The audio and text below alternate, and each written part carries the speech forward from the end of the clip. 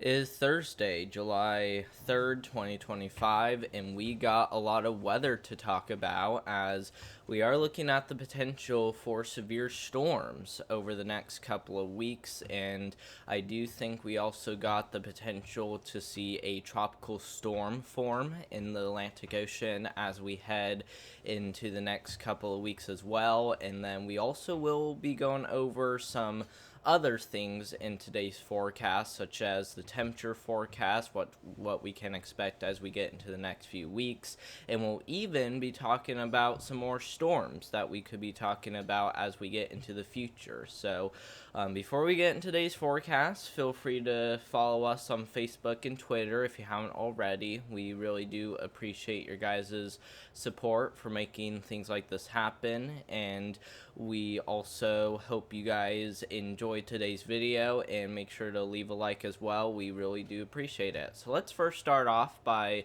going over the severe weather forecast for today. We do have two areas to watch for, one across the Dakotas and another one across the New England region.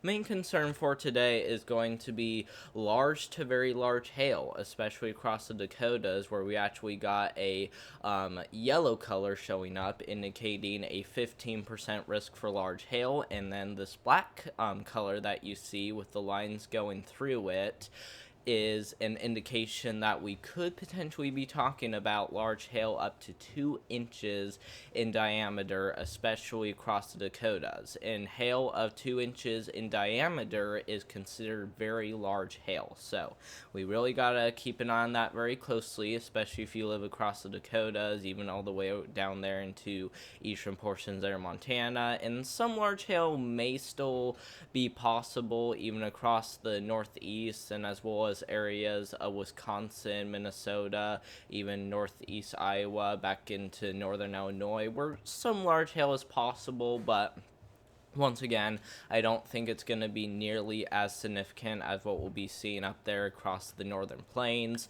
Tornado threat for today, still not looking like anything crazy either, but we will at least be looking at the potential for a couple tornadoes, maybe even a small 5% risk of tornadoes somewhere in that area. So we're going to keep an eye on the tornado threat very closely, as from what I'm seeing, I would not completely roll out maybe a small 5% risk for tornadoes during the next Storm Prediction Center outlook. But as of right now, though, just a 2%, which indicates a few tornadoes are possible, but any tornadoes that do develop are expected to be very weak and brief as we head throughout the rest of today. And same with wind. I think wind is going to be pretty minor overall, especially across areas of Minnesota, Wisconsin, and Iowa. But once you get up there towards New England and as well as the Dakotas, you start to get more into that,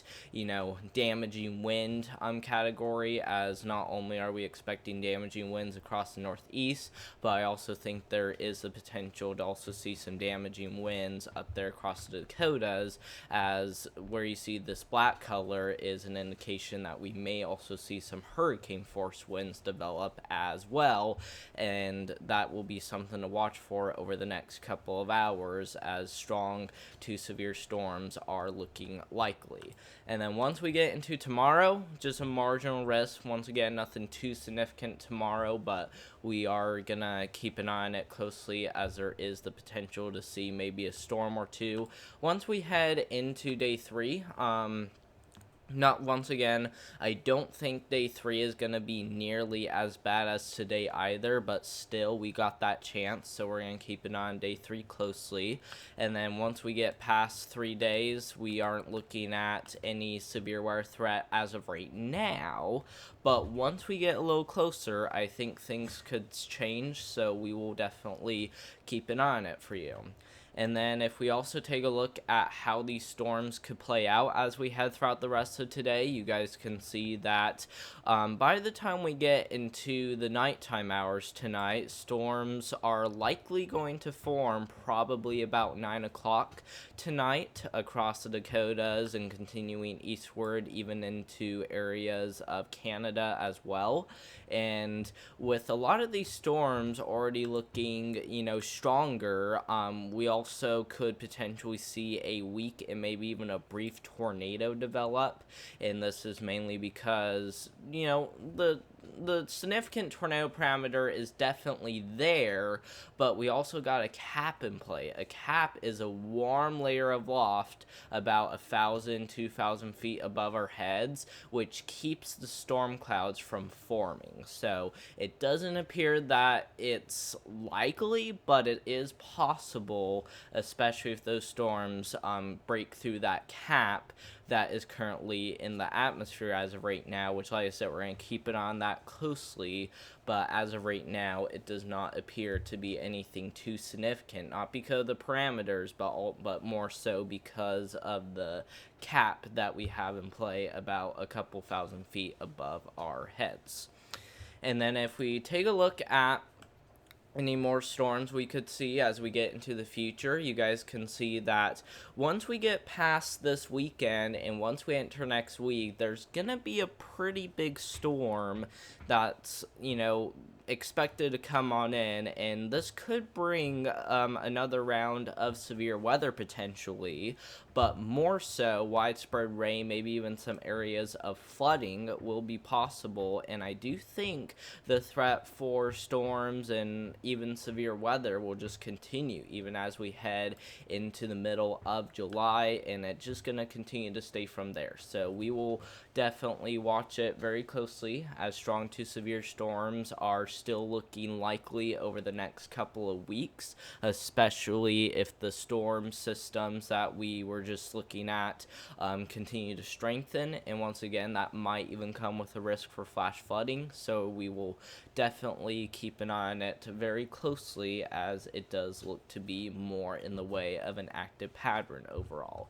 And then if we look at the forecast for our temperatures right now, over the next 6 to 10 days, which is from July 4th all the way through the second week of July, which will be next week, we are looking at above normal precipitation and above normal temperatures. You guys can see that above normal temperatures are likely across the west and as well as the east coast. And then for precipitation, we do have a pretty big area that could be trending above normal overall. So above normal precipitation and above normal temperatures over the next 6 to 10 days. And then once we head a little farther out, we're looking at the 8 to 14 day outlook, which is from July 8th all the way through the 15th of July, where we are still looking to be trending not just above normal with precipitation, but also above normal with our temperatures, as above normal temperatures are likely going to continue, where you see those oranges and reds,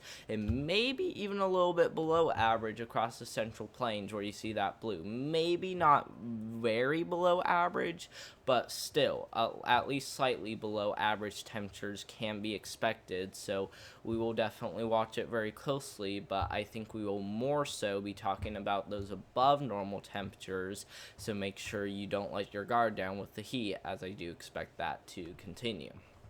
And then the last thing that we're going to go over is the tropics. You guys can see that the tropics are already looking to stay pretty, active, as we do have a small area off the coastal areas of the Carolinas. And what we're expecting is a lot of these storms that you see are just going to try to come up into one area like this.